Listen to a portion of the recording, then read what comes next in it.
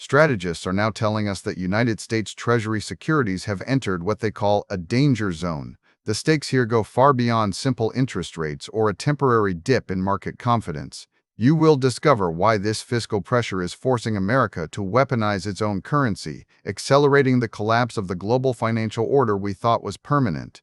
For decades, the United States Treasury bond has been treated as the bedrock of the international system. It was viewed as a risk-free asset where foreign central banks could park their surplus capital with absolute certainty. This arrangement allowed the dollar to function as the world's primary reserve currency without needing constant justification through economic fundamentals alone. The assumption was that American debt would always be absorbed by global demand because no alternative existed at scale. But this dynamic is undergoing a fundamental shift, driven not by accounting errors, but by strategic necessity. Here is the thing about how nations accumulate foreign exchange reserves. Academic research into historical patterns reveals a startling correlation between military expenditure and reserve accumulation. The data suggests that countries build their stockpiles of dollars primarily to fund security guarantees rather than because they trust American economic stability above all else. When military spending drives reserve growth more significantly than gross domestic product does, it indicates that the dollar's status is increasingly tied to geopolitical power projection instead of pure market fundamentals. This creates a fragile foundation where financial legitimacy depends on continued political dominance and active coercion rather than organic trade flows. As this reliance deepens, we are witnessing a transition from a liquidity crisis into something far more dangerous, a trust crisis. The United States can no longer rely solely on the global appetite for its debt to finance its operations because that appetite is eroding under the weight of strategic uncertainty.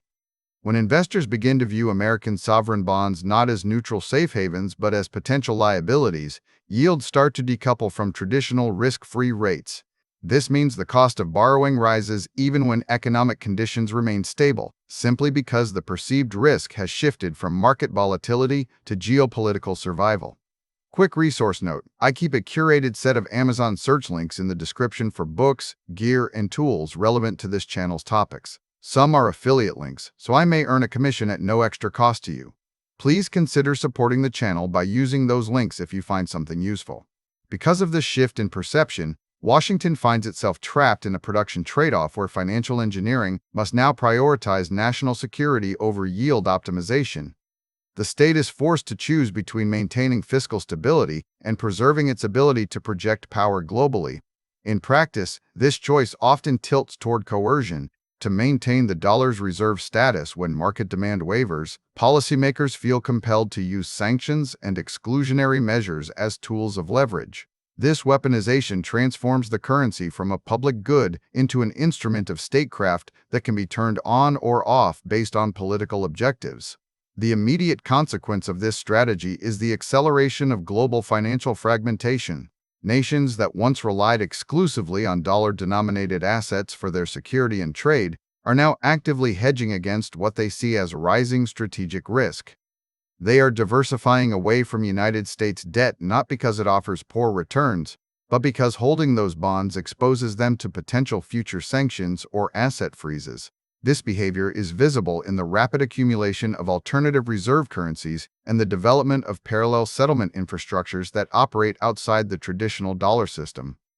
Consider the technical sophistication now being applied to these markets. Modern analysis using machine learning models can forecast 10-year United States Treasury yields with a level of precision that was impossible just a decade ago. These algorithms detect subtle patterns in global capital flows, identifying when investor sentiment shifts from trust to fear long before those changes appear in headline numbers. The presence of such advanced forecasting tools highlights the maturity of this transition. It is no longer about guessing whether the dollar will hold. It is about measuring exactly how fast confidence is draining and where the next fracture points will emerge in the network topology of global finance. This erosion of trust forces a structural transformation from a unipolar reserve system to a fragmented multipolar architecture.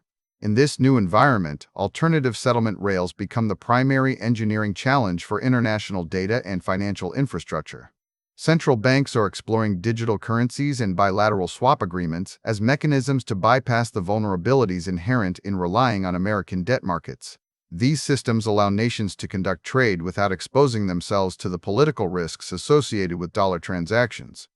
The result is a bifurcation of the global economy where different blocs operate on separate, incompatible financial networks that rarely intersect. The critical insight here is that the danger zone represents a failure of the current architectural assumption that United States debt serves as a global public good. When a nation's sovereign bonds cease to be viewed as neutral liquidity pools and become strategic liabilities, the entire logic of the post-war international order begins to unravel. The United States may find itself forced to prioritize short-term security objectives over long-term fiscal sustainability, effectively trading the dollar's credibility for immediate geopolitical leverage. This creates a vicious cycle where every act of weaponization further diminishes the currency's appeal as a reserve asset, driving more capital toward alternatives and increasing the cost of maintaining that dominance even higher. We are witnessing the end of an era where financial markets could be separated from political realities. The decoupling of yields from risk-free rates signals that foreign central banks must now actively manage their exposure to American debt as they would any other strategic asset class. They can no longer assume that the United States will absorb all global savings regardless of policy choices or geopolitical conflicts. This realization is driving a massive reallocation of capital toward non-dollar denominated systems, fundamentally altering the topology of how value moves across borders and who holds the keys to those movements. The shift from relying on market absorption to enforcing political compliance through financial exclusion marks a turning point in modern economic history. It means that the tools used to maintain global order are now contributing directly to its fragmentation. As nations seek refuge in alternative currencies and digital settlement mechanisms, they are building a world where the dollar is no longer the universal language of finance, but just one option among many, stripped of its unique status as the ultimate safe haven. This transition will define the strategic landscape for decades to come, reshaping alliances, trade flows, and power dynamics across every continent. Thanks for watching all the way to the end. I am a one-person team working hard to make each video better than the last. Subscribe if you found value. It is the best way to show support. Drop a comment with your biggest takeaway. See you in the next video.